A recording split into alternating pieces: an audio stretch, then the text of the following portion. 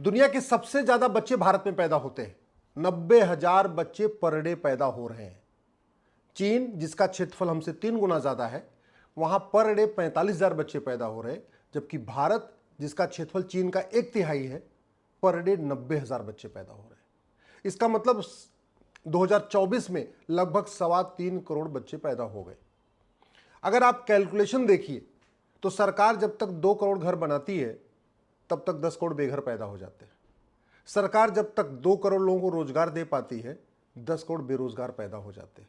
अगर आप भारत की समस्याओं के एनालिसिस करिए तो भारत की 50% से ज्यादा समस्याओं का मूल कारण जनसंख्या विस्फोट है। भारत का संविधान कहता है जनसंख्या नियंत्रण कानून बनाओ। दुर्भाग्यवश जनसंख्या नियंत्रण कानून पे न लोकसभा में चर्चा हो रही, न राज्यसभा में चर्चा हो रही है, न सुप्रीम कोर्ट में चर्चा हो रही है, न विधानसभा में चर्चा हो रही है। संविधान कहता है गरीबी खत्म करो, गरीबी का मूल कारण है जनसंख्या विस्फोट। संविधान कहता है भूखमरी खत्म करो, भूखमरी का मूल कारण है जनसंख्या विस्फोट। संविधान कहता है अशिक्षा खत्म करो, अशिक्षा का मूल कारण है जनसंख्या विस्फोट। संविधान कहता है बीमारी खत्म करो, बीमारी का मूल कारण है जनसंख्या विस्फोट। संविधान कहता है कुपोषण खत्म करो, कुपोषण का मूल कारण है जनसंख्या विस्फोट। संविधान कहता है प्रदूषण खत्म करो, air pollution, water pollution, noise pollution खत्म करो, उसका मूल कारण है जनसंख्या विस्फोट। संविधान कहता है अपराध खत्म करो, चोरी, लूट, झपटमारी खत्म करो, उसका भी मूल कारण है जनसंख्या विस्फोट।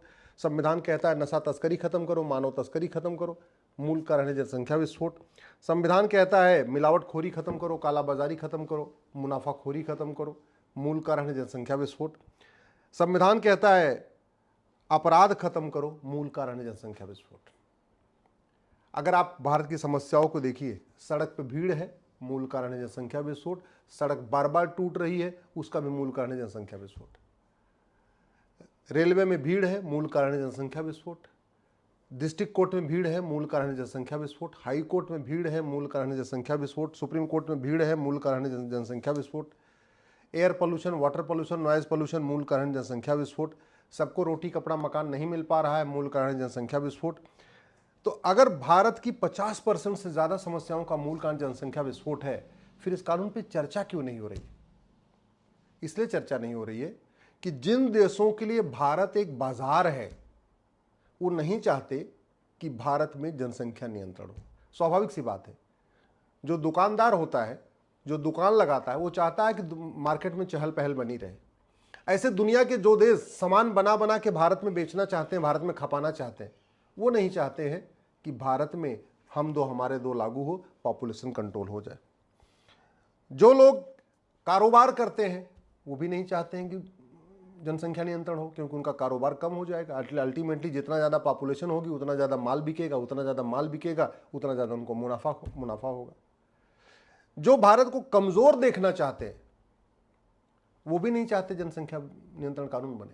भाई स्वाभाविक सी बात है, जनसंख्या नियंत्रण कानून बन जाएगा तो मदरसे अपने आप बंद हो जाएंगे। आज तक मैंने मदरसों में जिनके 2-2 बच्चे हैं कभी देखा ही नहीं को मदरसों में पढ़ा रहे। मदरसों में कौन पढ़ाता है? जिनके 8 बच्चे, 10 बच्चे, 12 बच्चे। जो ज़्यादा गरीब हैं वही मदरसों में पढ़ाते हैं। तो गरीबी का मूल कारण जनसंख्या विस्फोट, और मदरसों में बच्चों को जाने का मूल कारण भी जनसंख्या विस्फोट। अब चूंकि जब गरीबी बढ़ेगी, बच्चे ज़्यादा होंगे, मदरसे में जाएंगे, वहाँ जिहाद सीखेंगे, तो उसमें जो हथियार बनाने वाली कंपनियां, उनको बहुत फ़ायदा है। उनको आराम से उनका सप्लाई होता रहेगा। इसलिए पाकिस्तान इस समय दुनिया के सबसे ज़्यादा मदरसे भारत में खुल गए हैं। उसका एक सबसे बड़ा कारण यही है, क्योंकि यहाँ पॉपुलेशन एक्सप्लोजन हो रहा है। नेता भी नहीं चाहते कि जनसंख्या नियंत्रण कानून बने। क्यों? क्योंकि जितनी ज़्यादा गरीबी होती है, पॉलिटिक्स करना उतना आसान होता है। आज की डेट में बड़े गर्व से कहा जाता है ना कि हम 82 करोड़ लोगों को राशन दे रहे हैं। वैसे शर्म की बात है कि भारत में 82 करोड़ लोगों को मुफ्त में राशन देना पड़ रहा है। भारत इतना आत्मनिर्भर नहीं हो पाया। 82 करोड़ लोग हाथ फैला के बैठे हुए हैं, वो आत्मनिर्भर नहीं हो पा रहे हैं।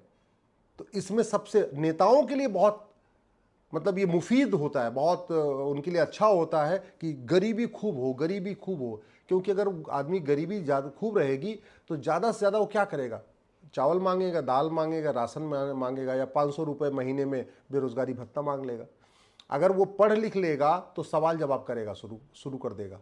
और यही हो रहा है भारत में। हर चुनाव के पहले लोन माफ़ करना, चावल का वादा, दाल का वादा, गेहूं का वादा, 500 रुपये का वादा, 1000 रुपये का वादा, मुफ्त में गैस सिलेंडर का वादा। तो ये जो मुफ्तखोरी वाला कारोबार चल रहा है, इसका सबसे बड़ा कारण है जनसंख्या विस्फोट।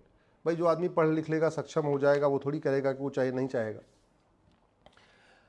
तो ये जनसंख्या विस्फोट अपने आप में एक आपदा है, लेकिन इस आपदा में अवसर भी है। अवसर कैसे है? जितना ज़्यादा जनसंख्या विस्फोट होगा उतनी बीमारी पैदा होगी, और उतनी बीमारी पैदा होगी तो फार्मा कंपनियों का प्रोडक्शन उतना ही बढ़ेगा। तो फार्मा कंपनियां भी नहीं चाहती हैं कि भारत में हम दो हमारे दो लागू हो, क्योंकि जितनी बीमारी होती रहेगी उनका दवाइयों का कारोबार उतना बढ़ता जाएगा। गरीबी जितनी बढ़ती जाएगी, नेताओं का कारोबार बढ़ता जाएगा। सड़क जितना बार बार टूटेगा, सड़क माफियाओं को बार बार टेंडर मिलेगा। तो ये जो आपदा है ना, ये अपने आप में एक अच्छी इकोनॉमी है। इसमें सबको विन विन सिचुएशन मिल रही है। नेताओं को विन विन क्या है कि भैया ठीक है, आराम से उनको चुनाव के पहले बस 1000-2000 रुपए देने का वादा करना, चुनाव जीत लेना है। कोर्ट में वकीलों को क्या फायदा है? जितना ज्यादा पॉपुलेशन होगी उतना मारधाड़ होगी, उतना ज्यादा अपराध बढ़ेगा, उतना अपराध बढ़ेगा तो उतना ज्यादा केस आएगा। तो वकीलों के लिए भी अच्छा है, इसी बहाने चलो ठीक है, बढ़िया, उनका कोर्ट में मुकदमों की संख्या बढ़ रही है। पुलिस के लिए भी अच्छा है, क्योंकि जितना ज्यादा पॉपुलेशन होगी उतना ज्यादा जमीन का बंटवारा का झगड़ा होगा, इसका झगड़ा होगा, उसका झगड़ा होगा, आपस में लड़ाइयाँ होगी। आपस में लड़ाइयाँ होगी, मामला कोर्ट में, थाने पहुंचेगा, कोर्ट में पहुंचेगा। थाना पहुंचा तो पुलिस को फायदा, कोर्ट में पहुंचा तो वकील साहब को फायदा। एक तरीके से ये जो पूरा है, ये आपदा में अवसर बन गया। दुर्भाग्यवश लोग अपने स्वार्थ के चक्कर में भारत के इस सबसे गंभीर विषय पे चर्चा ही नहीं कर रहे। हर व्यक्ति को सोच रहा है कि यार अच्छा है ये तो, मतलब अच्छा इसमें ये भी है, जितना ज्यादा गरीबी, भूखमरी, कुपोषण, प्रदूषण होगा उतना बजट बढ़ेगा, उतना बजट बढ़ेगा तो उतना कमीशन बढ़ेगा। जैसे जनसंख्या बढ़ेगी तो हॉस्पिटल ज्यादा बनाना पड़ेगा, और एक कोई भी हॉस्पिटल बनता है 20% कमीशन होता ही होता है। तो हॉस्पिटल बन जाएगा, उसमें दवाइयां खूब आएंगी, क्योंकि जनसंख्या बढ़ी है तो लोग बीमार खूब हो रहे हैं। अब जब दवाइयां आएंगी तो दवाइयां की खरीद फरोख्त पे 20% कमीशन आ जाएगा। जनसंख्या बढ़ेगी तो सरकारी स्कूल तो इतने बन नहीं पाएंगे, प्राइवेट स्कूल बनेंगे। तो प्राइवेट स्कूल खोल खोल के अपना बढ़िया 5000 रुपये, 10,000 रुपये फीस ले लेके, तो जो स्कूल माफिया है, जो कोचिंग माफिया, उनके लिए अच्छा है यार, ठीक है जनसंख्या खूब बढ़ रही है, हमें खूब बढ़िया फीस मिल रही है। ये जो हो रहा है ना, ये देश के साथ अच्छा नहीं हो रहा है। हमारे पास जमीन दुनिया की 2% है, पानी हमारे पास दुनिया का 4% है, जनसंख्या दुनिया की 20% हो चुकी है।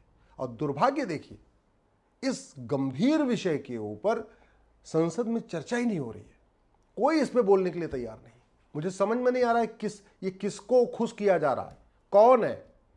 जैन तो चाहते हैं जनसंख्या नियंत्रण कानून हो, हिंदू चाहते हैं जनसंख्या नियंत्रण कानून हो, बौद्ध चाहते हैं जनसंख्या नियंत्रण कानून हो, सिख चाहते हैं जनसंख्या नियंत्रण कानून हो, क्रिश्चियन ने भी कभी विरोध नहीं किया।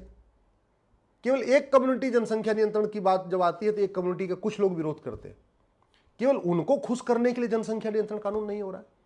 तो ये तो अपने आप में देश से गद्दारी है, ये तो अपने आप में देश के साथ छलावा है कि एक कम्युनिटी के चंद लोगों को खुश करने के लिए हम जनसंख्या नियंत्रण कानून बना ही नहीं दे रहे।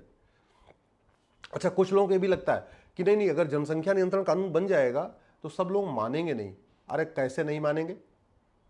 जो 1955 वाला सिटीजनशिप एक्ट है, उस सिटीजनशिप एक्ट में आप कंडीशन डाल दीजिए ना कि जो हम दो हमारे दो नहीं मानेगा उसकी नागरिकता खत्म हो जाएगी। सब मानेंगे, दौड़ के मानेंगे, आराम से मानेंगे। हाँ, कुछ कंडीशन डाल दीजिए, भाई अगर दूसरी बार किसी को जुड़वा हो गया तो उसके ऊपर लागू नहीं होगा, या किसी का बच्चा पहले खत्म हो गया हुआ था, बाद में उसने फिर से तीसरा बच्चा कर लिया, चलो नहीं मानेगा।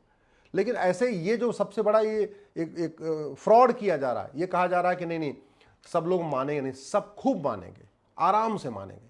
आपका अगर कानून कठोर होगा ना, अगर आप हम दो हमारे दो को सीधे नागरिकता से जोड़ देंगे, सिटीजनशिप से जोड़ देंगे, तो आराम से सब लोग मानेंगे।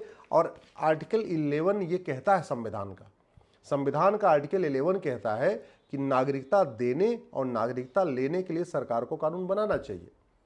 नेहरू जी ने 1955 में कानून बनाया भी, सिटीजनशिप एक्ट। वो इतना सड़ा हुआ कानून बनाया है कि नागरिकता तो सबको मिलती जा रही है, किसी की जाड़ खत्म नहीं हो रही है। उसी कानून को हमें ठीक करने की जरूरत है। एक हमें भारतीय नागरिकता संहिता बनाना पड़ेगा, इंडियन सिटीजनशिप कोड बनाना पड़ेगा, उसी में हम दो हमारे दो को जोड़ना पड़ेगा। इस देश का बजट भी कम होगा, इस देश में खुशहाली आएगी, गरीबी खत्म होगी, भुखमरी खत्म होगी, कुपोषण प्रदूषण खत्म होगा। अगर हम सबल भारत चाहते हैं, एक सक्षम भारत बनाना चाहते हैं, एक समावेशी भारत बनाना चाहते हैं, एक सुरक्षित भारत बनाना चाहते हैं, तो अब देर नहीं करना चाहिए।